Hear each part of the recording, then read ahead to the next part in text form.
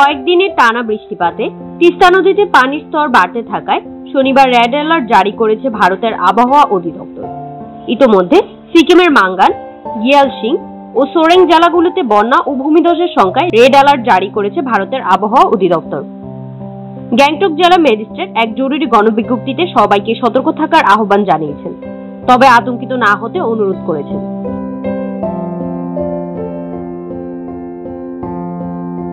প্রশাসনের পক্ষ থেকে জানানো হয়েছে, মাঙ্গান জেলার তিস্তা নদীর অববাহিকা বিশেষ করে ডিকচু থেকে সিংতাম পর্যন্ত অঞ্চলটি বন্যার ঝুঁকিতে রয়েছে।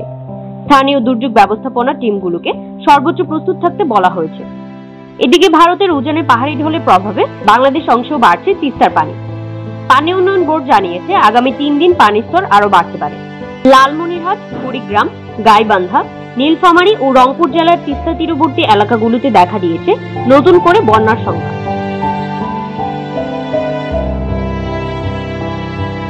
লালমনিরহাট পানি উন্নয়ন বোর্ডের কর্মকর্তারা বলছেন, এখনো পানি বিপদসীমার নিচে থাকলেও যে কোনো সময় পরিস্থিতি বদলে যেতে পারে।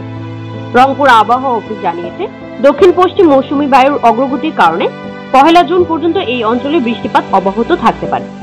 গেল 24 ঘন্টায় রংপুর বিভাগে 8 জেলায় গড়ে 85 কিলোমিটার বৃষ্টি হয়েছে। তিস্তার পারে প্রায় 95টি চর এলাকা পানিতে প্লাবিত হওয়ার উচ্চ ঝুঁকিতে রয়েছে। এইসব নিচু চর জমিতে বসবাসকারী মানুষজন এখন দুশ্চিন্তায় দিন কাটাচ্ছেন। আদিতমারী উপজেলার চর গোবর্ধন এলাকার বাসিন্দা ফজলার রহমান বলেন, বন্যা এলে আমাদের কিছুই থাকে না, মাঠের ফসল, গবাদি পশু সবই ভেসে যায়। এবারও সবই ঘরবাড়ি তুলে নিচ্ছে। উঠোনে পলিথিন দিয়ে জিনিসপত্র বাঁচানোর চেষ্টা চলছে।